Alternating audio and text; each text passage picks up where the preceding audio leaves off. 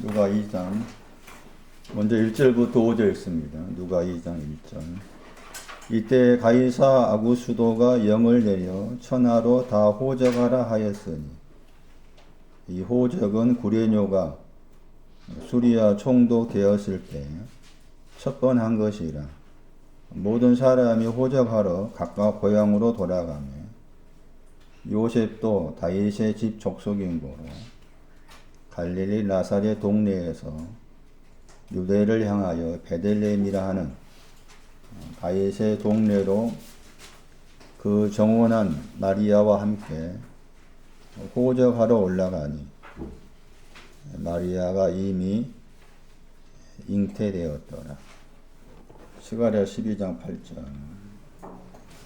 스가랴 12장 8절도 좀 누가 2장하고도 관련되어 있습니다. 다윗의 집 보세요.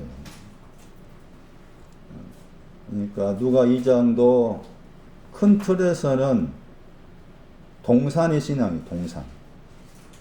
동산이 뭐라고 했어요? 보호하다. 동산의 신앙이 보호하다인데 누가 2장도 큰 틀에서 동산의 신앙과 관련되어 있습니다. 그 증거가 다윗의 족속할 족속의 집이라겠죠. 누가 1장 27절.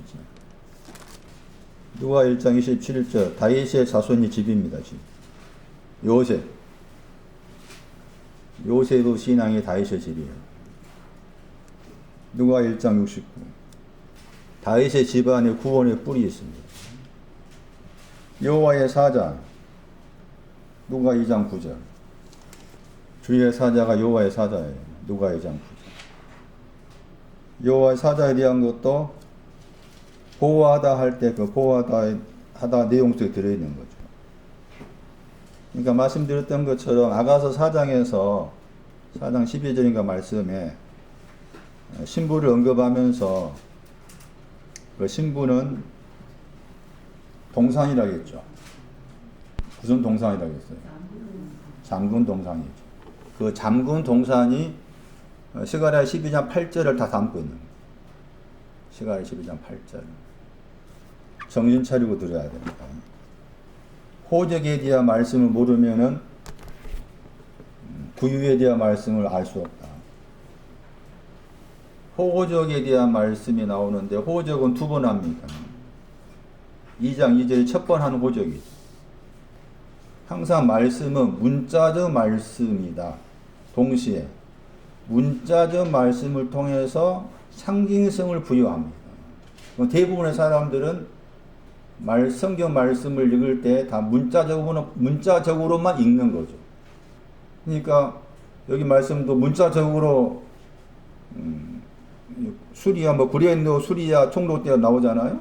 문자 역사적인 사람이지. 그렇게 보면 안 된다는 거예요.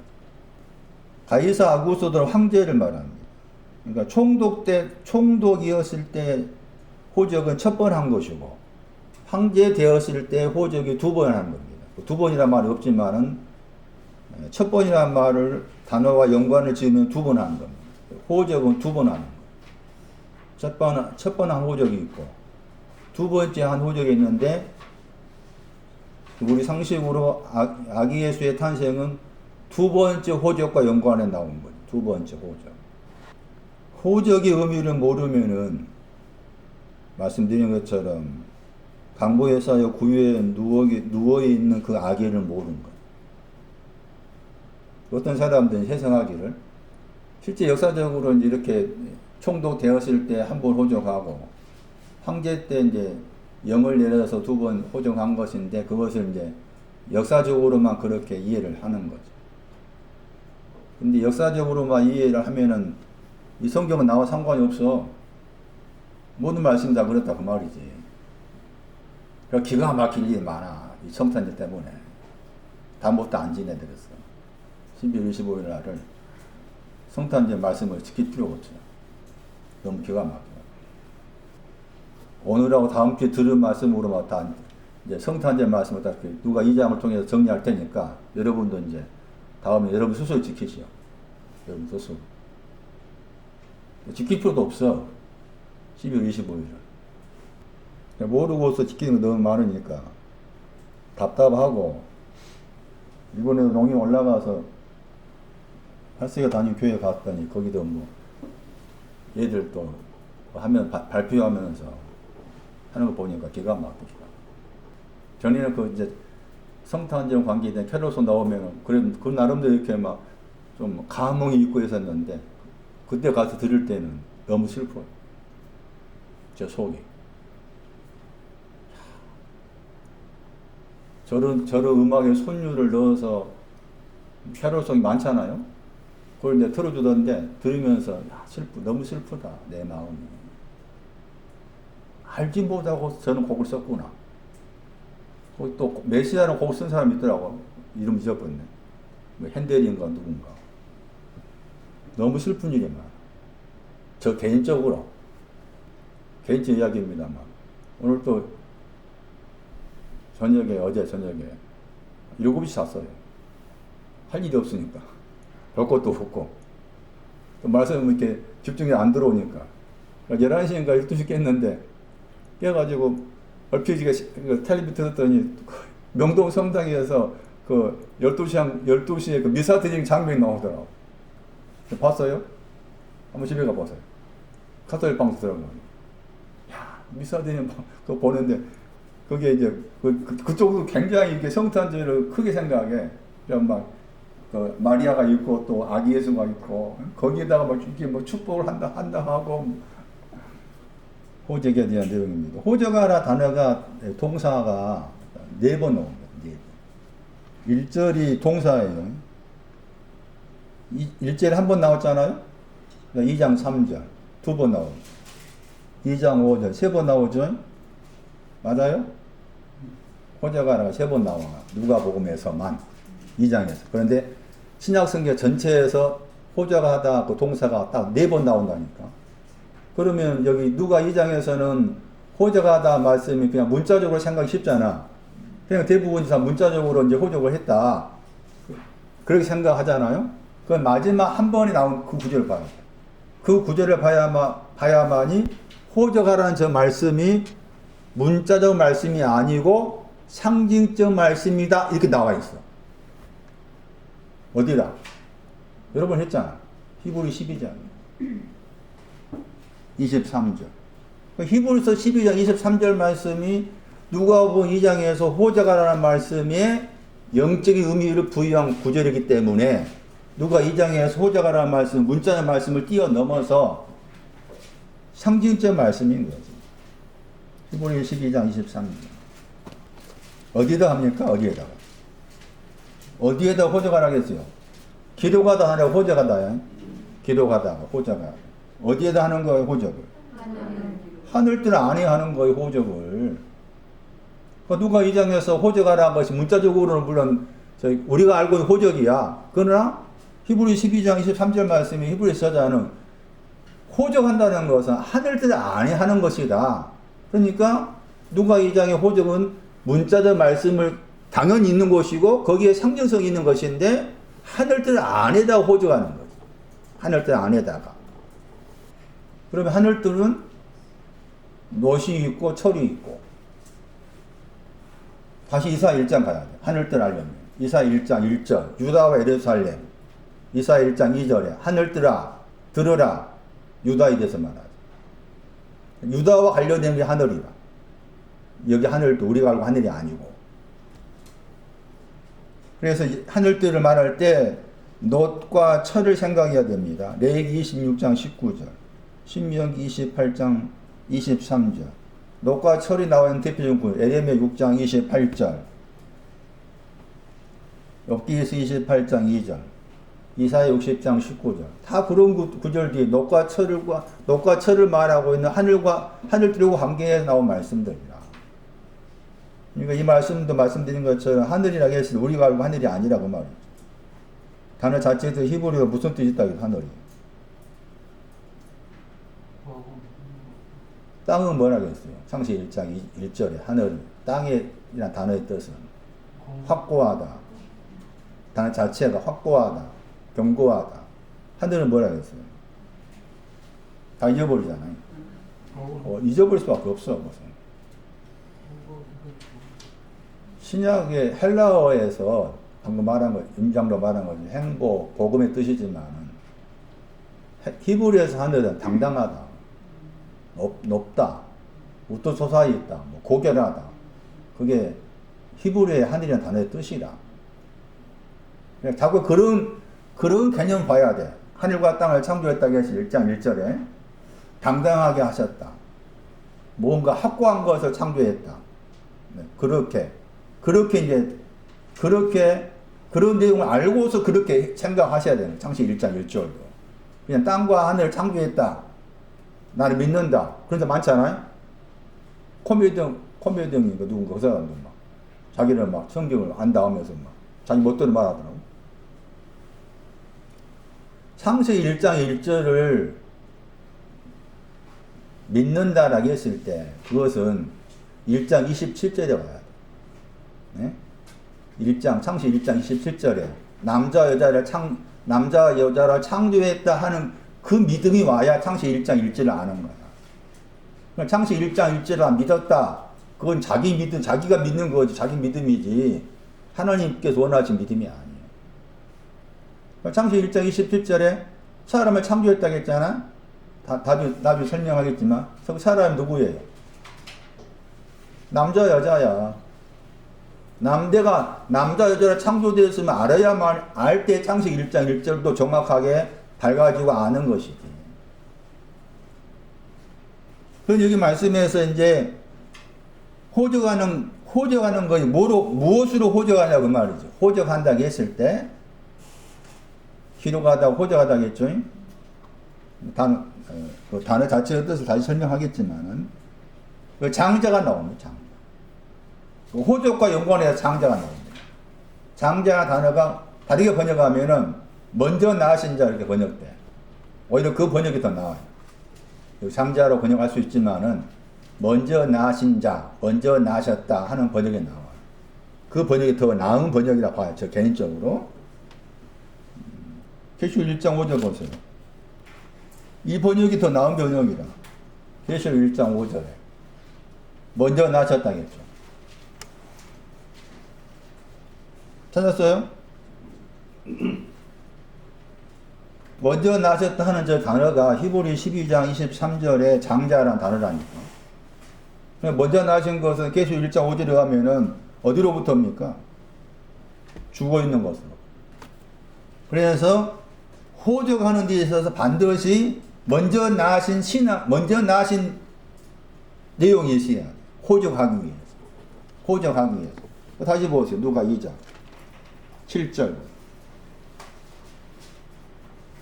그래서 이 단어가 있는 거야. 맛이란 맛 번역했잖아요.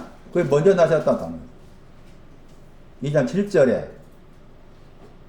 그러니까 2장 7절 정확하게 번역하면은 먼저 나신 아들을 낳았다 이런 거죠. 혼란이 찾았나? 2장 7절에. 빨리 그 번호를 알아야, 번호를 빨리 봐, 번호. 빨리 이해하려면 4416이잖아. 영어 번역 봐. 영어 번역 때 먼저 나셨단 말이잖아. 포스트 보냈잖아. 그러니까 이 단어가 먼저 나셨단 말이지. 왜 이 먼저 나셨단 말이 2장 7절에 있느냐 그 말이지. 아들이란 그 단어 앞에 뒤에 무슨 말을 한지 알겠어요 지금? 최고원사 알겠나? 알겠어요? 왜 먼저 나셨다 하는 2장 7절에서 아들을 설명할 때 아들을 설명하면서 먼저 나셨다 그 뒤에 붙어 있잖아요. 사실 뒤란 말은 순서로 말하면 먼저 나신 게 먼저지. 먼저 나셨다 먼저 나신 아들을 낳았다. 왜 먼저 낳았다 하는 그 단어가 있어야 되느냐 그 말이지. 왜 있어야 돼? 정권사. 먼저 나신 거이 뭐 한다겠어? 호조하는 거였잖아. 먼저 나신 그 신앙이, 먼저 나신 신앙이 있을 거 아니에요? 그 신앙이 나로 하여금 하늘 안에다가 나를 호조시키는 거. 호적하기. 호적하기 위해서. 그러니까 첫 번째 호적에도 먼저 나셨다가 있어야 되고 두 번째 호적에도 먼저 나셨다가 있어야 돼. 그 첫 번째 호적이 히브리 12장 23절 말씀에 교회야. 이 교회가 첫 번째 호적이고 그 다음에 우리 번역 총회라고 했잖아. 이게 두 번째 호적이야. 총회가 두 번째 호적. 총회란 말을 이해하기 어려워요. 한 번밖에 안 나온 단어인데 히브리 12장 23절이에요. 한 번밖에 안 나온 단어인데 어떤 사전은 이렇게 번역했어요. 국가적인 축제 모임. 어떤 번역 헬라어 사전에서 국가적인 축제 모임 이렇게 번역을 하는데 그런데 그 단어를 분해하면 판 많이 들어봤죠? 모든 더하기 뒤에 있는 단어가 시장의 뜻도 있으면서 시장의 단어가 동사가 사다입니다. 그러니까 모든 것 더하기 사다의 합성어입니다. 단어가 총회가. 그래서 이 총회가 가리키는 것이 두 번째 호적과 연관해서 이해를 하셔야 된다.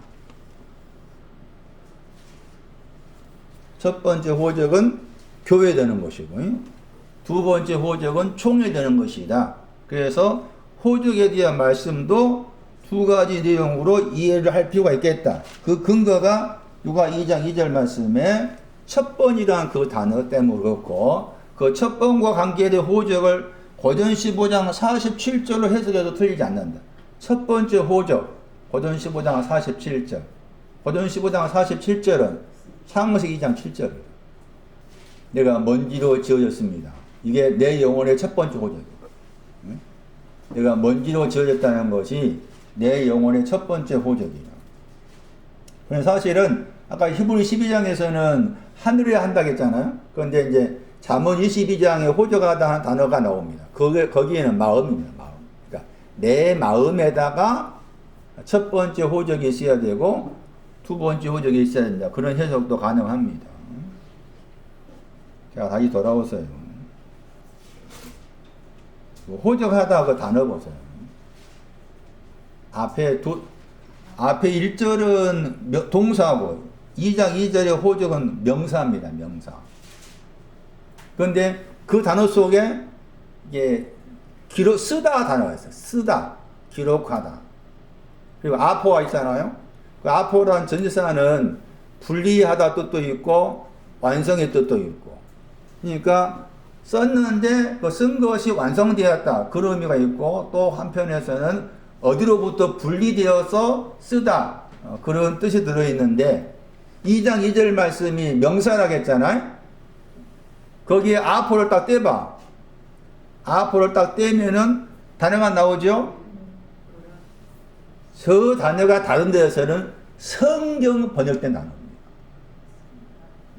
그라페가. 그러니까 성경이라고 번역된 저 단어는 성경 번역했지만 사실은 글을 썼다야.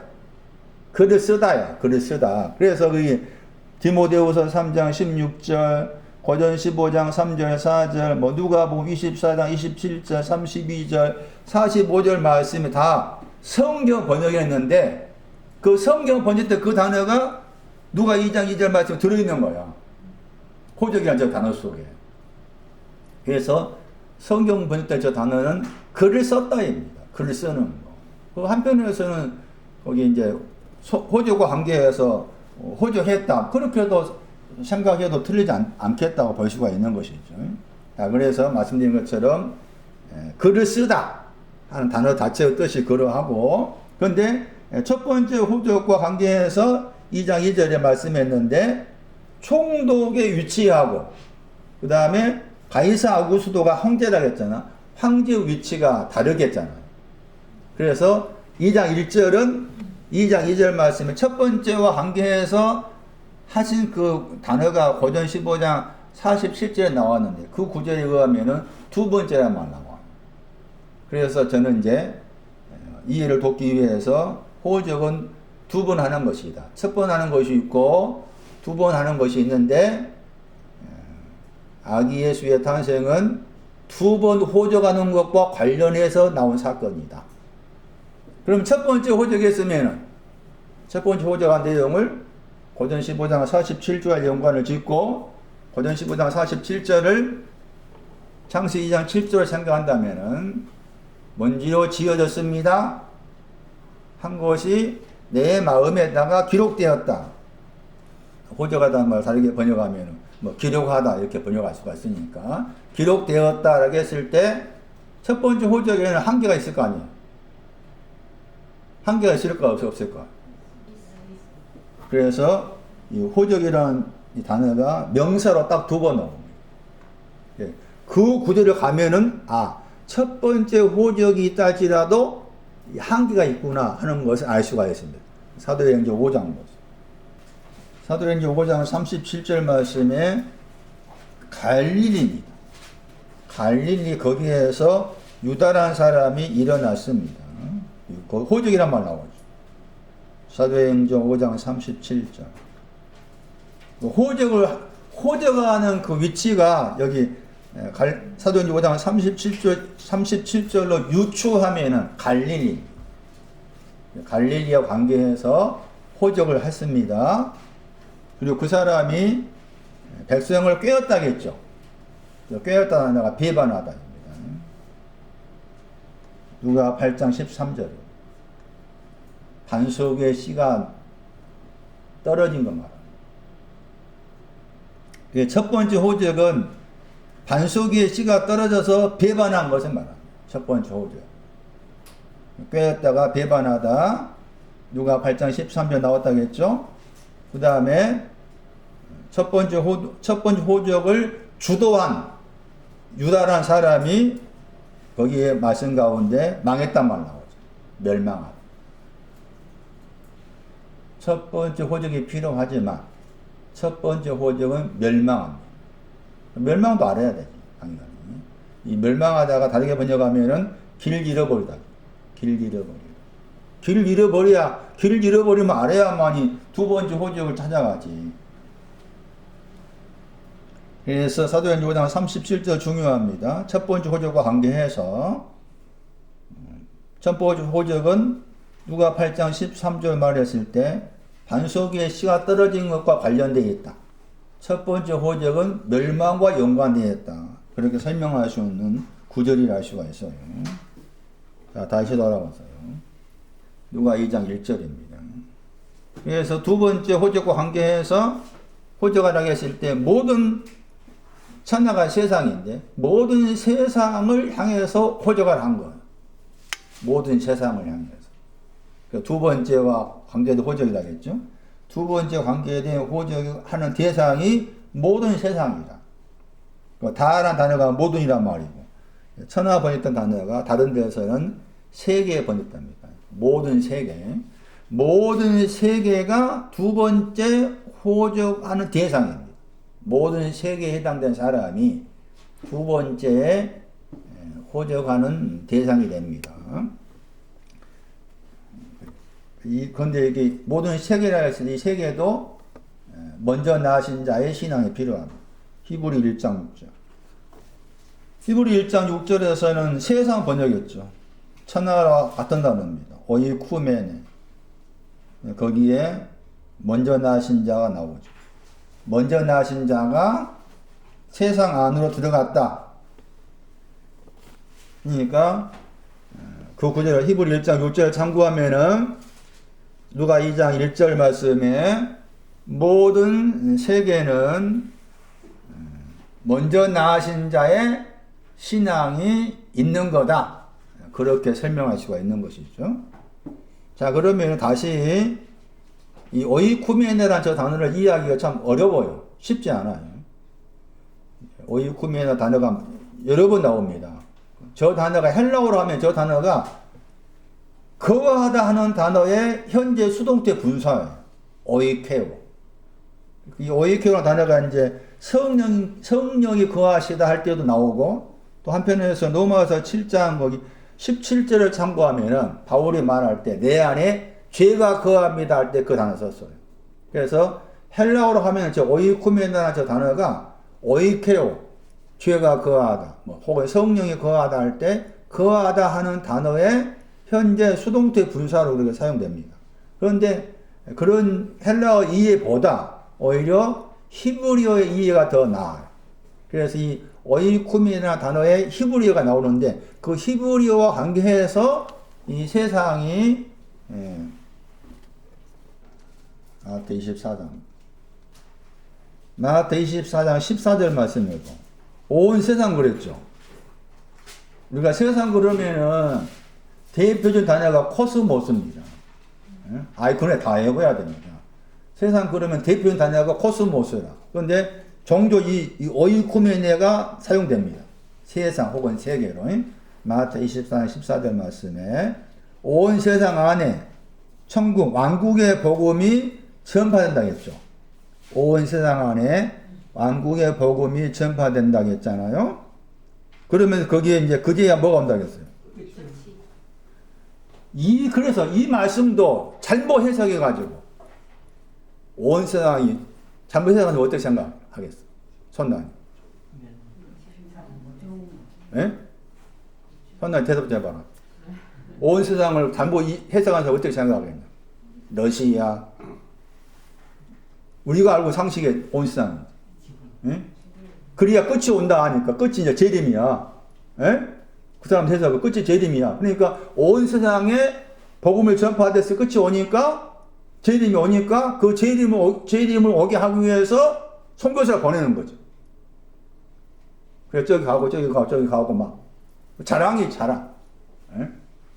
우리는 보낼 돈도 없고 갈 사람도 없고 갈 필요도 없고 우리는 그래. 갈 필요도 없어.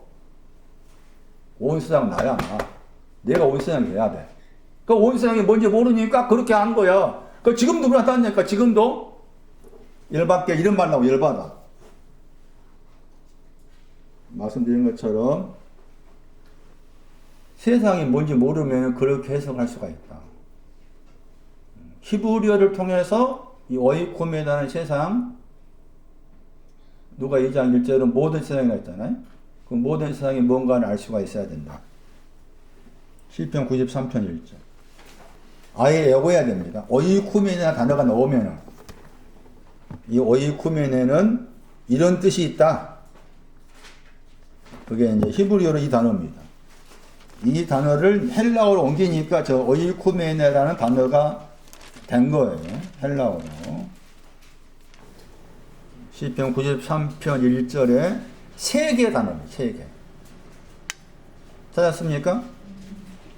세 개로 번역된 저 단어가 72년 번역에서 헬라어로 옮기면은 방금 말씀드린 구절이 누가 2장 1절 모든 천하 번역했잖아요. 세 개인데 모든 천하 누가 2장 1절에 영어 번역은 또 월드 했잖아. 영어 번역 월드 했죠. 시편 93편 1절도 그렇고 거기 누가 2장 1절도 보시면은 월드 했잖아요. 월드는 아시겠죠? 세계. 그래서 히브리어로 세계가 뭔지 그렇게 이해를 해야만이 아까 소개한 마태 24장에 온 세계에 왕국의 복음이 전파되어야 끝이 온다 하는 것을 정확하게 바른 이해가 되겠지. 그리고 끝도 뭔지 알겠죠.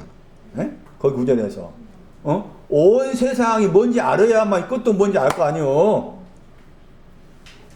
테베 읽으면은 테베. 이 단어의 동사가 야발입니다. 야발. 인도하다. 인도하다가 세계입니다. 뭐가 세계라고? 인도하다. 그 인도한다고 해서 인도한 내용이 있을 거 아니에요? 제가 인도한다의 대표적 구절, 두 구절하고 그 다음에 나머지 두 구절 이사해서 찾아볼게요. 먼저 시편 45편 봐.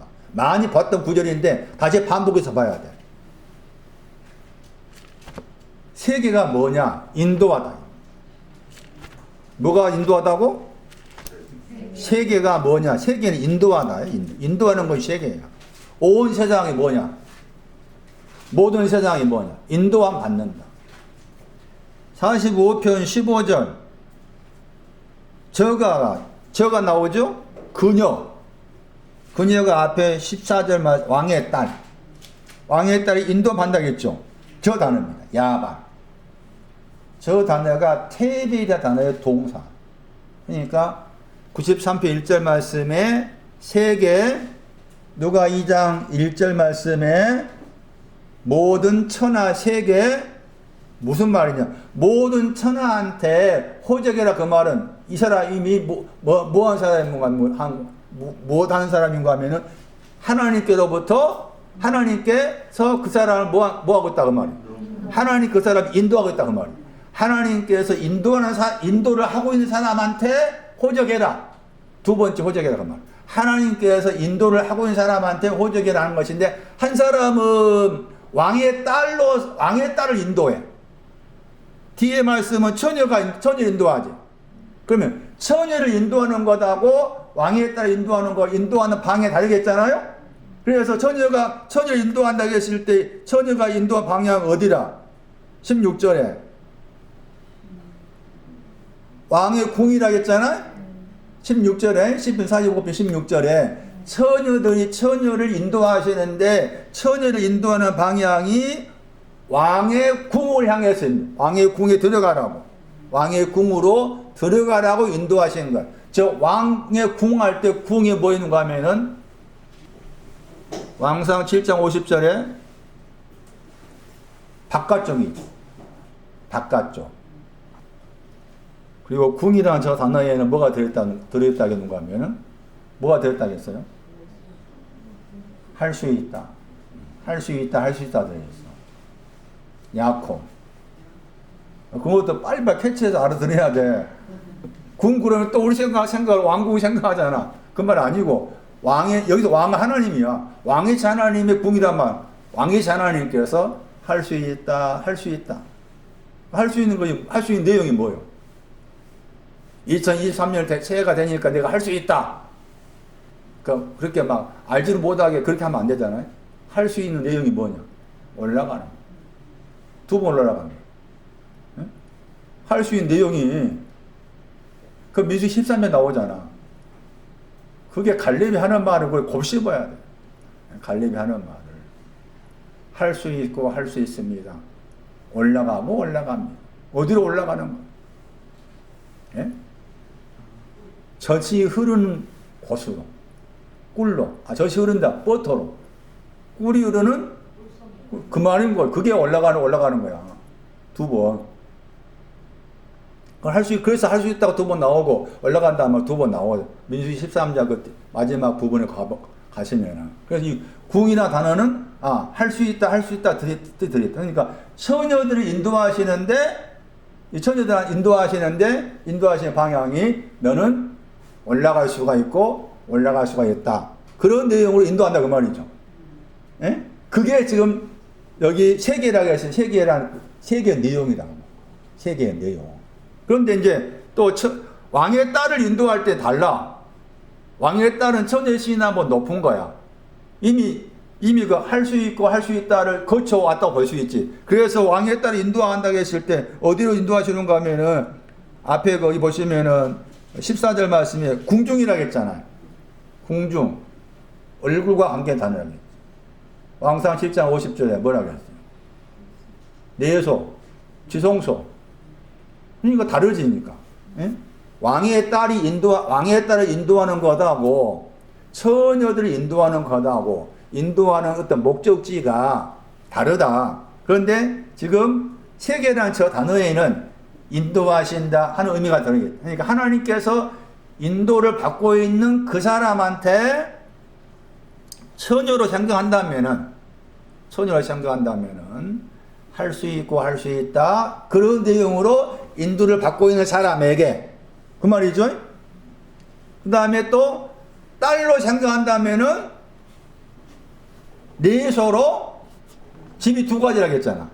왕상 7장 50 집이 두 가지인데 지금 바깥의 집은 처녀가 인도와 받는 쪽이고, 그 다음에 여기 딸 쪽은 바깥쪽이 아니라 안쪽의 집으로 인도와 받는 거잖아요. 그러니까 처녀는 안쪽의 집으로 가기 위해서 인도와 받는다 하는 것이지. 그 두 가지라. 이해되세요? 그게 두 가지로 인도받는 거라. 그러면 그 말씀을 그대로 시편 45편 15절하고 16절 말씀 그대로 가지고 와가지고 여기 2장 1절에 모든 세계라고 했잖아요. 우리 번역으로는 천하로 다 했잖아요.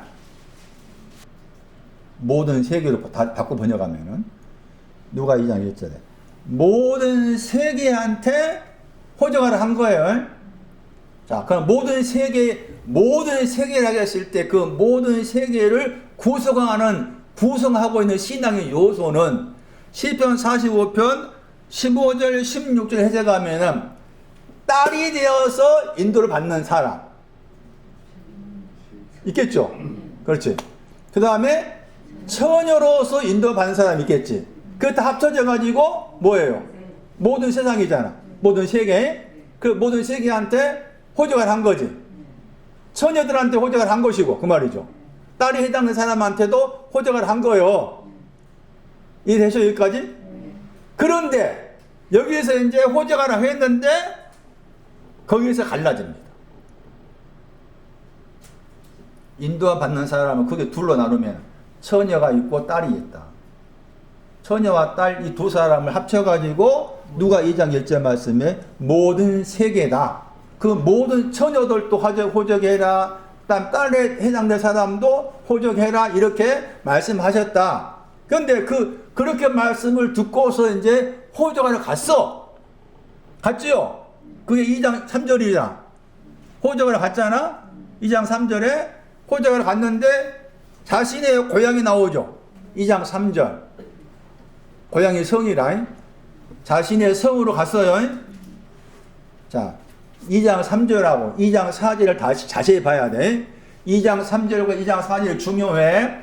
2장 3절에서 호적하러 간 거예요. 누가 갔어? 호적하러 간 사람. 모든 세상, 처녀로서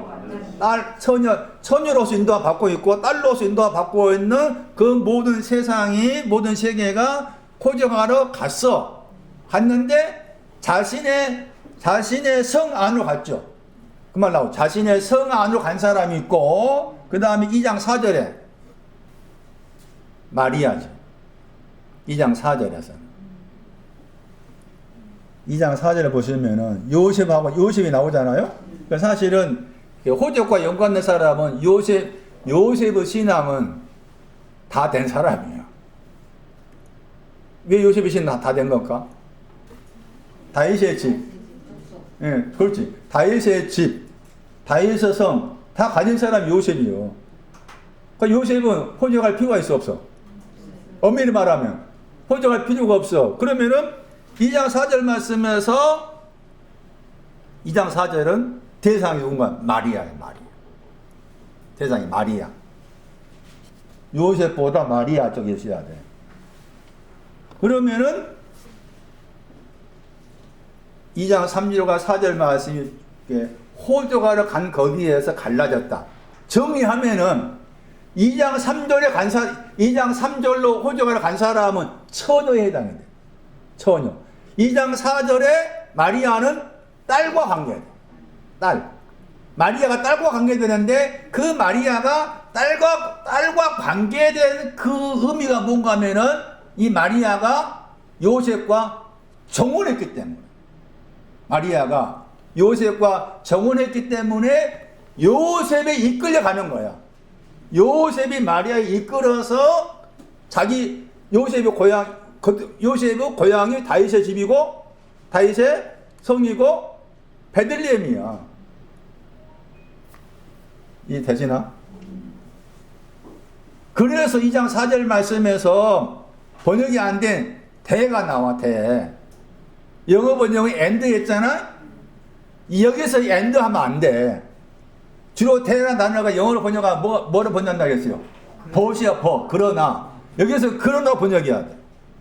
70의 여기 킹 제임스 번역에서 and는 miss야, miss. but이 돼야 돼. 왜 but이 돼야 될까? 대가? 왜 그러나로 해석해야 될까? 2장 3절과 2장 4절의 경계선을 지게표를 놔버려. 손나 이해되나? 그래서 2장 4절 말씀에서 아나바이노 올라갔다 단어가 나와. 아나바이노 올라갔다. 이 아나바이노 올라갔다 단어의 반대말이 뭔가 하면은 카타바이노예요. 내려가다. 그 요한복음 1장 51절이에요. 요한복음 1장 51절, 요한복음 3장 13절 말씀에 두 단어가 각각 나와. 그런데 아나바이노 단어는 아버지께 올라가다, 하늘에 올라가다, 그럴 때 사용돼 돼. 그런데 저 단어의 반대가 내려가다야. 그러면은 2장 3절에서는 카타바이노 내려간다 단어가 안 나오지만 내려간 거야. 뭐 때문에? 최권사. 뭐 때문에 그래? 대 저 단어 때문에. 예? 대. 그러나 저 그러나 올라갔다고 했잖아. 그러나 올라갔다 저 내용 때문에 2장 3절에서 자신의 성 안으로 갔다고 했을 때, 성 안으로 호주로 갔다고 했잖아. 자신의 성 안으로 호주로 갔다고 했을 때 자신의 성으로 간 그곳은 카타바이노. 내려가는 쪽에 해당이다. 내려가는 쪽에. 그래서 2장 4절 말씀에서 그러나 올라갔다 하는 저 의미가 중요한 거죠. 중요한 거예요. 그리고 올라가게 된 그 배경에는 요셉이 마리아를 붙잡고 올라가는 거예요. 요셉이 마리아를 위해서. 그러니까 올라간 것은 지금 마리아가 올라가는 거예요. 마리아가 올라가도록 요셉이 도왔다. 그렇게 설명할 수 있는 부분이 되는 거예요. 자, 그 다음에 인도하다 했을 때 대표적인 구절이 처녀를 인도하다, 딸을 인도하다 했잖아요. 이사야 53장. 인도하다는 저 세 개라는 단어가 인도하다가 들어있는데 최소한 네 구절은 기억하셔야 돼요. 처녀를 인도한다, 딸을 인도한다고 했을 때 공통적으로 들어있는 것이 이사야 53장. 이 구절 때문에 처녀를 인도하고 딸을 인도하게 돼 있어. 반드시. 이사야 53장 7절. 끌려가다 저 단어입니다. 거기 인도하다. 도수장으로 끌려가다. 주께서 도수장으로 끌려갔다. 인도했다. 그 인도하 단어입니다. 다르게 번역하면. 도수장으로 마치 어린 양과 같이 도수장으로 인도받았다. 그러니까 도수장으로 인도받는 어린 양이신 예수 그리스도 때문에 처녀를 반드시 그렇게 할 수 있다 인도해야 되고, 딸의 신앙 가진 사람을 안쪽으로 인도해야 됩니다. 그러니까 모든 세계의 저 안에는 뭐가 흐르고 있는 겁니까? 도수장으로 끌려가신 어린 양이 들어있는 거. 모든 세계 안에는 도수장으로 끌려가고 있다 하는 거기에 근거해서 호적하라 이렇게 된 거죠. 이해되셔요? 그 다음에 한 구절이 55장이다. 55장 12절. 평화를 말합니다. 평화 안에서 인도가 받는다.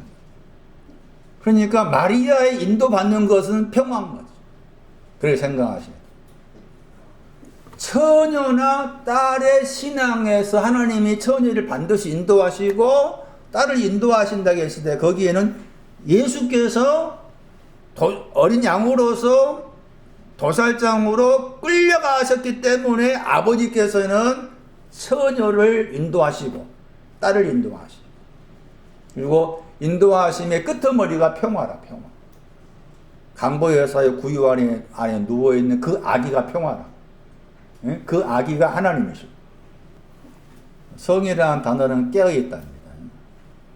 아예 딱 외워야 됩니다. 성이 나오면은 계시록 21장 2절인가 말씀에 거룩한 성 예루살렘 나오잖아요.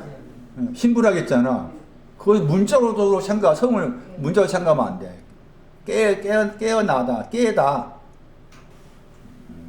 히브리어로 성이란 단어의 뜻입니다. 적어 놓으시고 곱 씹어야 됩니다. 망을 보다, 감시하다, 혹은 파수하다. 그 뜻을 가지고 있으면서 혹은 깨어 있어서 보호를 받는 곳. 이렇게 히브리어에 사전 나옵니다. 성이라는 단어. 거기에서 중요한 단어가 깨어있다. 그러니까 성은 깨어있는 것을 말이에요. 여기 보시면은 2장 3절에 성도 깨어있다입니다. 깨어있는 곳으로 갔다 그 말이고, 2장 4절 말씀에 나사렛 앞에 성이 나오죠? 나사렛에 대해서 깨어있다 그 말이죠. 나사렛에 대해서. 다윗 성도 동네가 성이야. 번역 다 성으로 번역해야 돼. 영어 번역은 다 뭐로 나와 있어요? 시티가 뭐예요, 영어로? 응? 성. 성으로 번역해야 돼, 성. 그러니까, 폴리스, 헬라어 폴리스잖아요. 성. 고향 번역보다 성, 다윗 성. 그러니까, 2장 3절에도 성, 자신의 성 안으로, 2장 4절면 나사렛 성, 그 다음에 다윗의 성, 다윗의 성. 그리고 성이나 단어는 깨어있다. 새벽을 깨운다. 그거 말입니다. 시편 말씀. 시편 57편 8절에 세번 나와. 영광아 깨어라. 비파와 수금아 깨어라. 그 다음에 새벽한테 내가 새벽을 깨울게. 아직 새벽이 신앙이 없기 때문에 새벽을 내가 깨워줄게. 그 말이에요. 비파와 수금에 신앙이 있어야 되는데 아직 없으니까 비파와 수금에 대해서 깨워줄게. 영광이 있어야 돼. 영광이 없으니까 깨워줄게. 그래서 깨어나다입니다. 성의 개념. 그러니까 성이 나오면 그렇게 일을 하셔야 돼. 그래야만이 아까 소개한 예루살렘 성, 다윗성 그랬을 때 거기에 깨어있는 신앙, 깨어있는 내용이 거기에 들어있는 거죠. 깨어있다가 들어있어요. 다시 누가 2장 4절 보세요. 갈릴리 나사렛은 마리아의 고향입니다. 누구 고향이라고? 마리아가 머물고 있는 곳이 갈릴리 나사렛이다. 갈릴리 나사렛. 1장 26장. 가브리엘 천사가 나오죠. 천사. 다시 말씀을 듣고 만든 신앙. 그 다음 이름이 나옵니다. 우리가 생각할 때는 가브리엘 천사 하니까 천주교에서는 아예 가브리엘이라는 천사를 그렇게 생각을 해. 우리 개념은 천사. 그러나 천사 의미가 그런 말 아니죠. 시편 103편 중요해. 천사가 메신저라고 했잖아요. 천사가 뭐라고요? 메신저입니다. 메신저. 그 메신저라고 했을 때 메신저에 해당된 사람이 뭔가 하면 말씀을 듣고 만든 사람. 말씀을 듣고 만든 사람한테 하나님께서 메신저로 보낸다. 이렇게 되는 거야. 네? 말씀을 듣고 만든 신앙 가진 사람. 자, 말씀을 듣고 만든 사람 누구야? 마태 7장에. 반석의 집을 건축한 사람이죠. 슬기로운 사람. 그 사람이 메신저지. 그러니까 이 말씀도 그냥 우리가 생각할 때 개념에 그 천사의 개념 생각하면 안 돼. 그런데 이름이 있잖아? 천사 이름이 나오죠. 가브리엘이죠. 또 다른 데서는 미가엘 나옵니다. 이름이. 가브리엘 나오기도 하고 미가엘 이름이 나와. 그 말은 가브리엘이라는 이름은 뭔가 하면 말씀을 듣고 만든 사람의 신앙을 말한 거죠. 말씀을 듣고 만들어졌다 하는 그 신앙을 가진 사람 이름을 가브리엘 그랬잖아요. 맞아요? 여기에 엘이 있고 뒤에 가브리가 나오잖아. 가발의 뜻입니다. 하나님께서 이기겠다 뜻이에요. 가브리엘. 하나님께서 이기게 하셨습니다. 그 하나님께 이기게 한다고 했을 때 이겨야 될 내용이 있을 거 아니에요? 맞아요, 그 말은? 혀. 하나님께서 혀를 이겼다. 시편 12편 4절. 65편 3절. 103편 11절 참고하면 혀를 이기고 죄의 악을 이기고 인자를 이기고 이게 가브리엘 신앙. 하나님께서 이기게 하시다. 뭘 이기게 하셨냐? 혀를 이기게 하시고 죄의 악을 이기게 하시고 인자를 이기게 하시고 그게 가브리엘의 이름 속에 들어있는 내용이에요. 가브리엘이라는 단어가 또 두 번 나옵니다. 1장 19절에 나오고 누가 1장 19절하고 1장 26절에 나와요. 번호지 받았다고 했잖아요. 번호지 받았죠. 하나님께서 그러니까 그런 신을 가진 사람이니까 하나님이 나를 대신해서 가라 이렇게 된 거라 그 말이고 그 다음에 갈릴리가 나오죠. 동네가 성이라고 했죠. 갈릴리 성. 그 갈릴리의 성을 다르게 이름하면 나사렛이죠.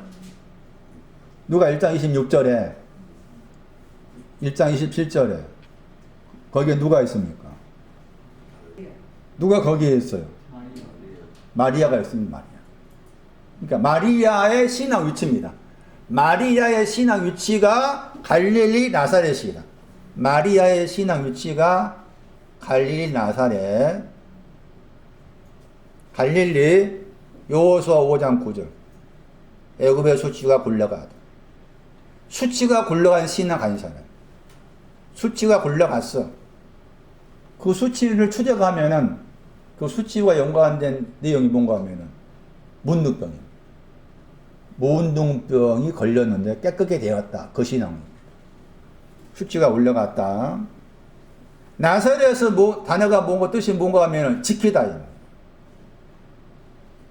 뭘 지키다 할 때 지키다 내용이 많을 거 아닙니까? 그 중에 한 구절 소개하면은 지키다 했을 때 출애굽기 34장 7절입니다. 인자를 천대까지 번역으로는 베풀다 번역했죠. 그 단어가 지키다입니다.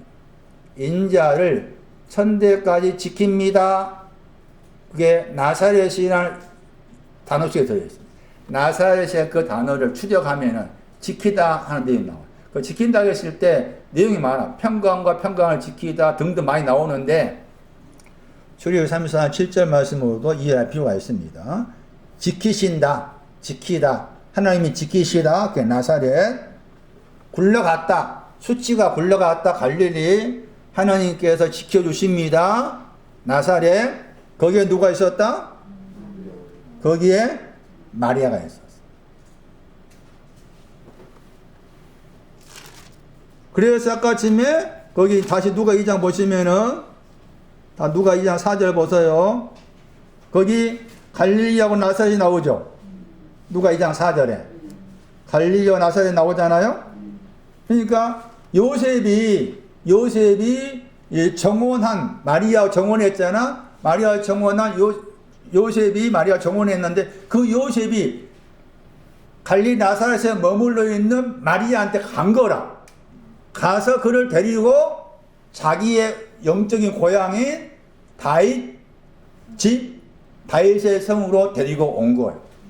그게 이제 2장 4절에서 그 다윗의 성으로 가기 위한 과정에 있어서 반드시 유대를 지나야 돼. 유대를 지나면 나오죠. 유대 안으로 들어가서 다윗의 성인 베들레헴에 이르렀다. 이게 나온 거지. 그러니까 요셉의 신앙이 완성된 신앙이기 때문에 마리아를 위해서입니다. 마리아에게 두 번째 호적을 해주기 위해서 마리아가 있는 갈릴리 나사렛에 간 거다. 자, 그러면 여기 말씀에 다시 돌아보시면은 누가 1장 27절 말씀에 다윗의 자손이라 자손 집이라겠죠. 다윗의 집으로부터 요셉 그랬죠. 그러니까 겉으로 봤을 때 이 마리아에 대해서는 많이 언급하잖아요. 마리아에 대해서 많이 언급하는데 되는데 마리아의 겉으로 봤을 때 마리아 남편에 해당된 요셉에 대해서는 많이 안 나와. 그렇죠. 마리아에 대해서 많이 안 나와. 그게 다 완성된 신앙입니다. 그리고 이 마리아의 남편 겉으로 보면 마리아의 남편 요셉은 구약으로 말하면 요셉과 같아. 신앙적으로. 그렇게 생각하셔야 돼. 한 가지 생각해서 뭔가 하면 왜 요셉이 다윗의 집이고 다윗의 집이 구원의 뿔이었어요. 다윗의 집이고 다윗의 성을 가진 사람 베들레헴 다 가지고 있어. 그러면 다윗의 성, 다윗의 집, 베들레헴 가지고 있다 그 말은 요셉은 뭡니까? 자기 안에 강보에 쌓여서 그 위에 누워 계신 아기를 가지고 있는 사람이에요.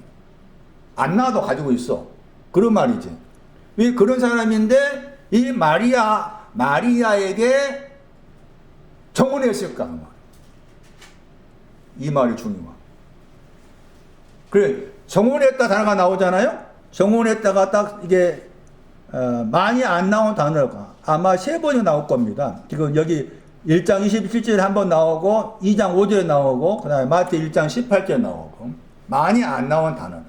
그 정혼하다 약간 다르게 번역하면은 결혼을 약속하다예요. 결혼을 약속하다. 그런데 이 단어가 남자가 그 말. 남자가 누구와 결혼하다 이 뜻이에요. 남자, 그러니까 주도가 남자라, 남자. 주도가. 요셉. 정원에 했다 그 단어의 의미는 요셉이 주도를 해서 마리아한테 여보시오, 나하고 결혼해 주실래요? 한 거야, 그 말이지. 응? 요셉이 주도를 해가지고 마리아에게 나와 결혼해 주세요 한 거라. 이게 정원에 했다 의미랑 약간 또 다르게 번역하면 구애를 해서 구애. 요셉이 구애를 했어. 구애를 해가지고 얻었어. 그러니까 요셉이 구애를 하니까 마리아가 나 싫어요 할 거 아니고 요셉이 먼저 구애를 하니까 거기에 대해서 마리아가 이제 동의해서 예 한 거라. 무슨 말 하는지 하시겠어요?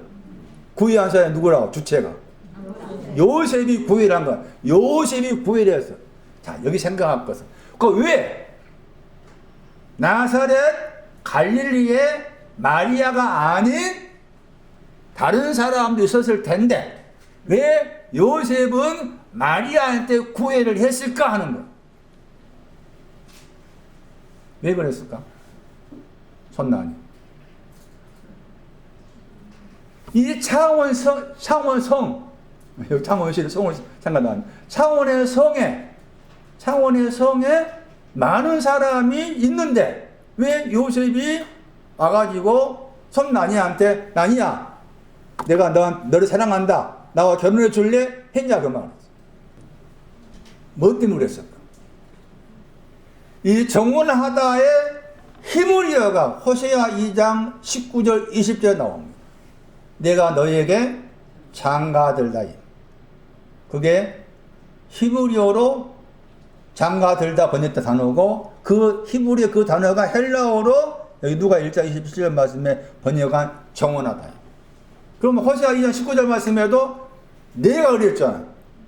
여호와 하나님께서 내가 너에게 그랬죠. 너가 있을 거 아니야? 그 너를 향해서 장가들게 하신 거라.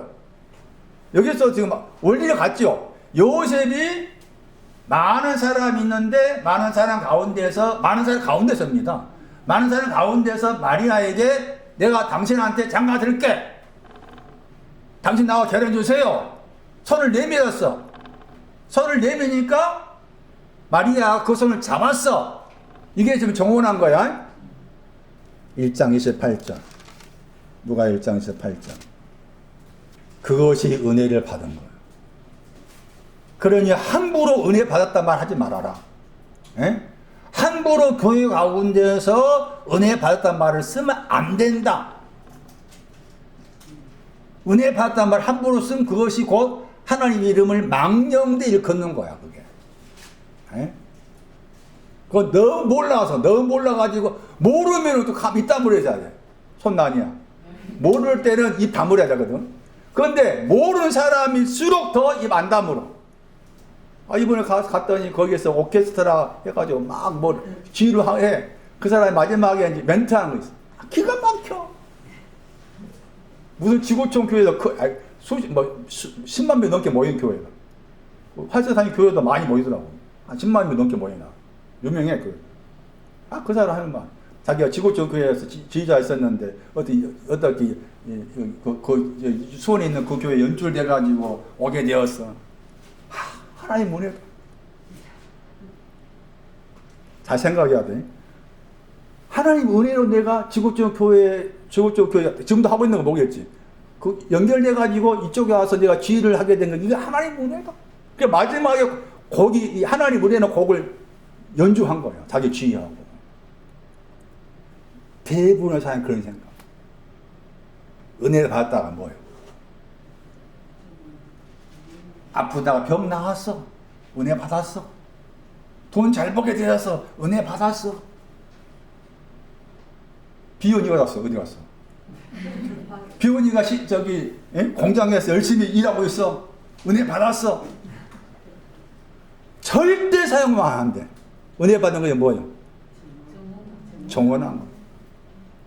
정원한 신앙이 은혜 받았다야.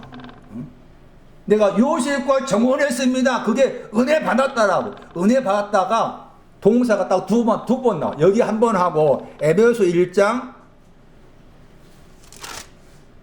6절 나와. 에베소 1장 6절하고 여기 누가 1장 28절에 딱 두 번 나온 단어라. 은혜 받았다. 동사가. 근데 은혜 받는 것이 뭐냐? 정혼한 거. 여기서 요셉과 정혼했잖아. 호세 2장에는 뭐 누가 정혼한 거예요? 여호와와 정혼한 거죠. 여호와와 정혼한 것이 이게 은혜 받은 거야. 이게 성경에 말하는 은혜 받았다야. 성경에 말하는. 그러니까 함부로 교회 가운데서 우리 모임 아니겠지만 함부로 은혜 받았다는 말을 그렇게 남발한 것은 여호와 이름, 그게 여호와 이름 망령 일컫는 거지. 얼마나 많아 그게. 얼마나 많아. 가슴 아픈 일이라.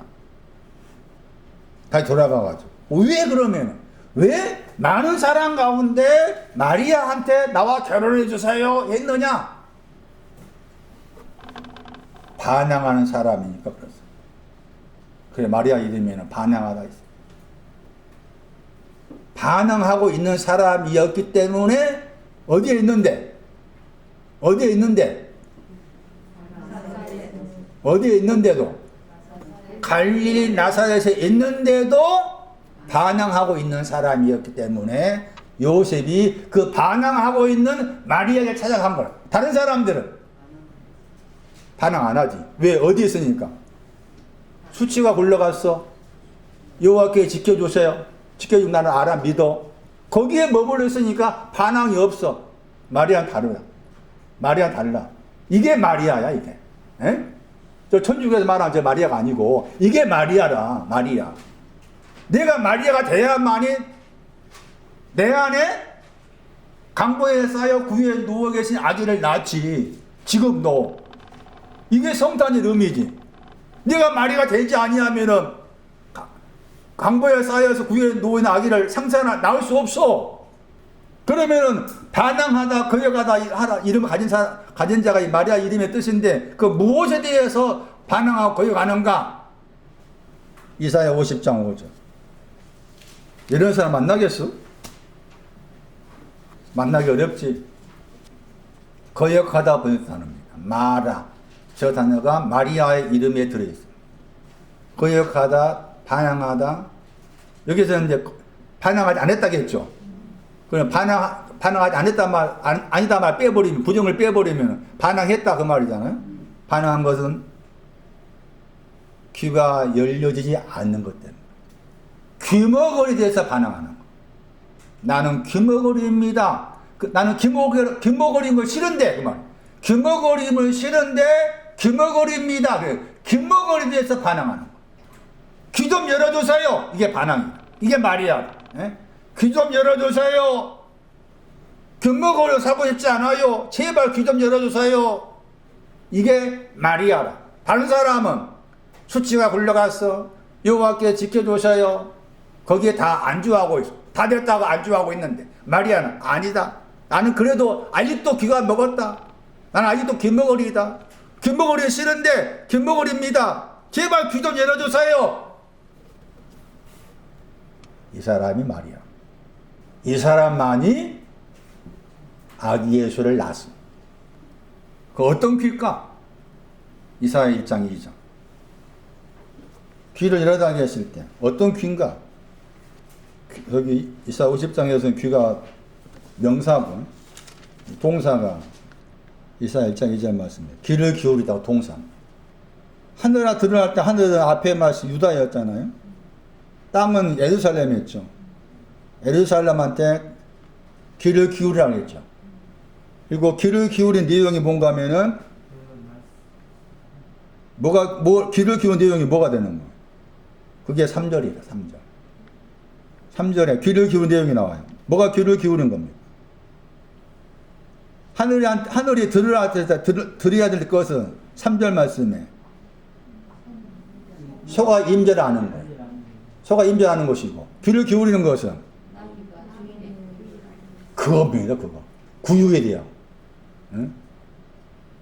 연결되죠 이제. 그래서 마리아와 구유가 연결되잖아. 에? 알겠어요? 주인의 구유를 알지 못한 거예요. 귀가 막혔기 때문에. 그러니까 주인의 구유를 알게 해주세요. 그런 내용의 거역, 반항이. 귀가 열려있다 그 말은 주인의 구유를 알았다 그 말이죠. 반항한다 그 말은 아직 열리지 않았다 그 말이잖아요. 그러니까 주인의 구유를 알아야 되는데 주인의 구유를 모르고 있는 거라 거기에 대해서 반항을 했어. 이걸 안 거야 요셉이. 알고 찾아간 거요. 이렇게 해서 구유가 나오는 거요. 그러니까 구유라고 하니까 대부분 법원에는 하면 오해 가가지고 다른데 기독교방 들어봐 제발. 구유 어떻게 설명하는? 낮고 천하고 비천한. 제가 다음 주에 구유를 다시 풀어줄게. 구유는 그런 말이 아니에요. 다시 정리합니다. 마리아 이름이 뭐라고요? 반항하다 거짓말. 여기 마리아만이 아니라 우리가 잘 알고 누가 7장에 나온 마리아 있잖아. 예? 그 사람도 같은 이름이잖아. 다 이런 배경인 거야. 반항하는 거. 귀머거리도 반항하는 거. 귀가 열리지 않는 것 때문에 반항하고 거역하는 거. 나 귀머거린 채로 살고 싶지 않는데 계속 아직도 귀머거립니다. 예? 주인의 구유를 알아야 되는데 주인의 구유를 내가 알지 못하고 있어요. 거기에 대해서 반항하다. 마리아. 그 사람에게 요셉이 서로 알아보는 거지. 요셉이 먼저 알아봤지. 호세아 2장 9절, 19절 말씀. 하나님이 너를 알아봤지. 알아봐가지고 너한테 장가 되겠다. 의와 공평과 인자와 긍휼과 그 다음에 믿음으로 내가 너 장가 되겠다 한 거잖아. 호세아 말씀에나. 다시 호세아 2장 가봐. 거기에 너가 중요해. 하나님께서 장가 두고자 하는 그 너가 물론 큰 흐름에는 호세아일 수 있지만 달리 생각하면 거기 연관된 사람이 나옵니다. 이 책은 21절이에요. 1709쪽에 호세아 2장 21절에 장가든다고 했죠. 너한테 했죠. 너한테. 장가든다고 했을 때. 너에게 그랬잖아요. 그러니까 이것도 생각하면 아무나 붙잡고 내가 너한테 장가든다 아니잖아. 아까 요셉이 마리아를 찾아가서 정혼한 거잖아요. 그럼 요셉이 마리아 알아봤다 그 말이지. 그리고 알아본 자기를 알아봐 주니까 마리아도 네 하고 따라한 거잖아. 이건 마찬가지라. 하나님께서 너를 알아본 거지. 너를 알아보고서 내가 너한테 장가 들겠다 한 거지. 이 너가 18절입니다. 18절 보시면 바알이 나오죠. 호세아 2장 18절에. 바알 다르게 본 남편입니다. 남편이 있었어. 그래서 당신은 내 남편입니다 이렇게 부르고 살았어. 바알이라는 남편이 있었는데 그 남편을 당신은 내 남편이에요. 내 남편이 이렇게 살았어. 그런데 어느 날 그 남편이 바꿔졌어. 누구로 바꿔진 거예요? 여호와가 내 남자입니다. 그 남자 번역될 수가 있어요. 이 시가에 호세아 2장 18절 하고 있어요. 여호와께서 내 남자입니다 한 거예요. 이 사람입니다. 여호와가 내 남자입니다. 내 남편이라고 부르는 거예요. 여호와가 내 남편이에요. 부르는 그 사람한테 장가들겠다는 거예요. 여호와가 내 남편입니다. 부르는 그 사람한테. 그런데 여호와가 내 남편이라고 부르기 전에 또 다른 남편이 있었다 그 말이지. 바알이라는 남편이 있었어. 그런데 그 바알이를 계속 내 남편을 부르고 살았어. 당신이 내 남편을 부르고 살았어. 그 바알이 은과 금입니다. 2장 13절. 2장 10절. 호세아 2장 10절. 이 책은 지금 1706쪽에 나오죠. 그 바알이 나오고 은과 금이 나오죠. 은과 금이 바알이라는 남편이었어. 은, 금 설명했잖아요. 엽기서 28장 1절. 둘 다 먼지였죠. 먼지입니다. 먼지가 내 남편이다. 은도 금도 내 남편입니다. 둘 다 먼지, 가난한 먼지도 내 남편이고 돌아가는 먼지, 사망도 내 남편이고 또 은과 금이 썩는 거라고 했잖아요. 썩는 것이 내 남편입니다. 그렇게 했어. 그런데 그렇게 하고 불렀는데 그걸 바꿔준 거야. 지금까지는 음과 금이 내 남편이 있고 썩은 것이 내 남편이었지만은 이제 여호와 하나님이 내 남편이지. 여호와 하나님이 음과 금 썩는 것을 없애가지고 베드로전서 1장 말씀처럼 구속하실 것이고, 음과 금이 또 철과 녹과 다 연결된 거였잖아. 그걸 다 정리하실 분이 여호와시다. 그렇게 이제 전에는 음과 금에 빠졌어. 응? 음과 금에 잡혀 있다가 이제는 속에서 마음의 눈이 바뀌어져 가지고 여호와가 내 남편입니다. 내 사람입니다라고 불렀을 때, 부를 때가 오는데 마음에서 그럴 때, 그때 내가 너에게 장관을 된다. 이게 호세아 2장에 나온 배경. 그러니까 원리는 비슷하다 볼 수가 있겠죠. 요셉이 마리아를 찾아가서 손 내밀어 가지고 나와 결혼하자 했던 것이 이미 마리아가 그런 마음의 그런 내용을 가지고 있었기 때문에 손 내밀었던 것이고, 그 정원한 것이 그게 은혜 받았다. 은혜 받았다는 말을 함부로 사용해서 안 되겠다. 그런데 동사로서 은혜 받은 것하고 명사로서 은혜를 말했을 때 또 차이가 있더라.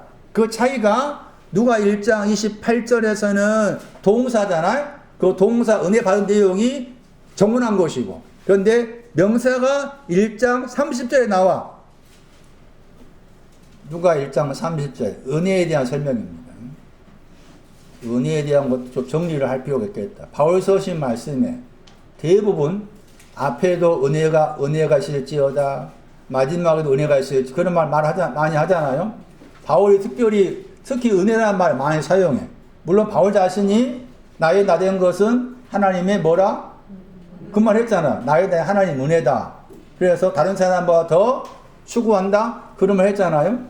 바울 자신이 그 하나님의 은혜를 아는 사람이었기 때문에 바울 서신에 앞에도 은혜가 있을지어다, 뒤에도 은혜가 있을지어다 하는 것이 대부분이 공통적으로 등장하는데, 여기서 이 누가 1장 30절 말씀에 은혜라는 단어의 명사인데, 이 구절이 신약성경 전체에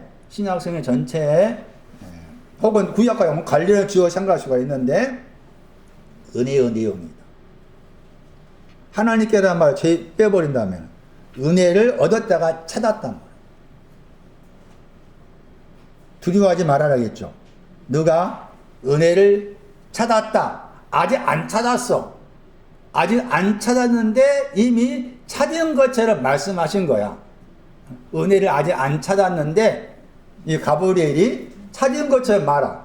그래서 제가 제 표현을 선취한다고 했죠. 가브리엘이 마리아한테 선취를 해서 너는 은혜를 찾았다.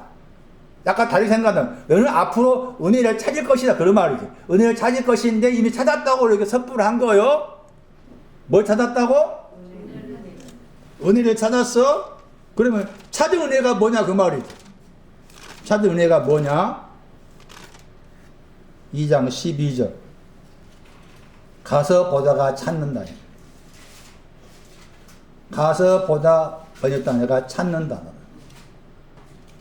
강보에 쌓여서 구유 안에 누워있는 아기를 찾는. 이게 은혜입니다. 강보에 쌓여서 구유 안에 있는 아기를 찾는 것이 은혜입니다. 은혜.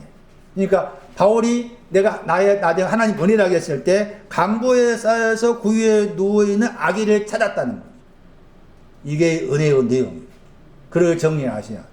그래서 말씀드렸던 것처럼 바울 서신에 앞에 은혜, 뒤에 은혜가 나올 때 다 누가 2장 12절을 생각하셔야 돼요. 그래서 이 강보에 쌓여서 구유 안에 누웠다 굉장히 중요한데요. 굉장히 중요한데요. 다시 돌아오세요. 갈릴리 나사렛에서 설명하면서 누가 1장 26절에 갔었어요. 마리아와 함께 설명했죠. 그래서 이제 마리아를 데리고 갈릴리 나사렛에서 다윗의 성 베들레헴으로 가기 위해서 유대를 거치죠. 누가 2장 4절에 유대가 나오죠. 다시 유대 이사야 1장 1절 유다와 예루살렘. 이사야 1장 1절에 의하면은 유대는 이사야 1장 2절 말씀 하늘이었죠. 그 다음에 이사야 3장 8절 말씀에 유대는 악한 행위로 인해서 넘어져 있다. 그게 유대의 상징적 의미라. 악한 행위로 인해서 넘어졌습니다. 떨어졌습니다. 그 유대를 거쳐서 다윗의 성으로 갑니다. 그리고 다윗의 성의 이름이 뭐라겠습니까? 다윗의 성하고 베들레헴 같죠? 베들레헴이 떡집이라겠죠. 자, 베들레헴 이름이 떡집입니다. 떡집. 그리고 베들레헴에 다른 이름이 있습니다. 기억나십니까? 베들레헴의 다른 이름. 떡집. 미가서 5장 2절. 이 내용도 알아야 돼. 네, 에브라다입니다. 떡집은 떡을 먹으라 그 말이지. 미가서 5장 2절도 베들레헴과 관계의 중요한 구절이죠. 베들레헴 에브라다야. 미가서 5장 1절에 에브라다. 베들레헴과 연관된 이름이 에브라다. 에브라다. 이사야 45장 8절. 구원을 말하. 에브라다 이름 속에. 구원. 132편 6절 시편. 야곱의 전능자의 청막을 발견하다. 5절 말씀. 야곱의 전능자의 성막, 여호와의 초소. 여호와의 초소가 뭐냐? 야곱의 전능자의 성막인데 그 성막을 발견하다 했잖아요. 야곱의 전능자의 성막, 여호와의 초소, 강보에 쌓인 구유에 누워있는 거예요. 강보에 쌓여서 구유에 누워있는 아기가 이 내용입니다. 발견하다. 6절에 어디에 있다고 했습니까? 에브라다 있습니다. 에브라다, 베들레헴. 그러니까 앞에 9절에 야곱의 전능자의 성막, 그 여호와의 초소는 강보에 쌓여서 구유 안을 말. 강보에 쌓여 구유 안에 있다고 했잖아. 구유 안. 구유가 그런 의미다. 구유가. 2장 5절. 누가 2장 5절. 이거 보고 마치고 다음 주에 계속합니다. 정언을 했어요. 규모거리에 대해서 거역하고 있는 마리아를 알고서 요셉이 다윗의 집, 다윗의 성에 필요한 사람, 구유가 필요한 사람이 알고서 정언을 했어. 그 정언을 했으면은, 정언을 했다고 했잖아요? 그죠? 2장 5절에. 정언을 했으면은, 요셉이 손 내밀어 정언을 했으면은, 뭔가 변화가 좀 있어야 될 거 아니에요, 우리 생각에. 그러겠죠? 요셉이 자기와 결혼합시다라고 했을 때, 손 내밀었기 때문에, 마리아가 있었던 갈릴리하고 나사렛에서 요셉에 이끌려서 온 거잖아요? 그러면 뭔가 변화가 있어야 될 거 아니야, 생각에. 변화가 없어. 오히려 뭐 했다고 했어요? 2장 5절에. 현재 진행형으로. 지금도 있다 그 말이거든. 거기, 우리 번역으로 말해봐 이미 되었다 나와있지만 그게 영어로 being 했잖아요? 그게 현재 진행이야. 지금도 있다 그 말이지. 지금도 계속해서 있다 그 뜻이다. 뭐가 지금도 계속 있느냐 그 말이죠. 그게 잉태지. 저 단어 속에 뭐가 있다고 했어요? 물결이 있습니다. 아직도 물결 안에 있는 거예요. 잉태를 분해하면은 안에 더하기 물결의 합성어입니다. 잉태가 안에 더하기 물결의 합성어. 그 물결은 수치를 상징해.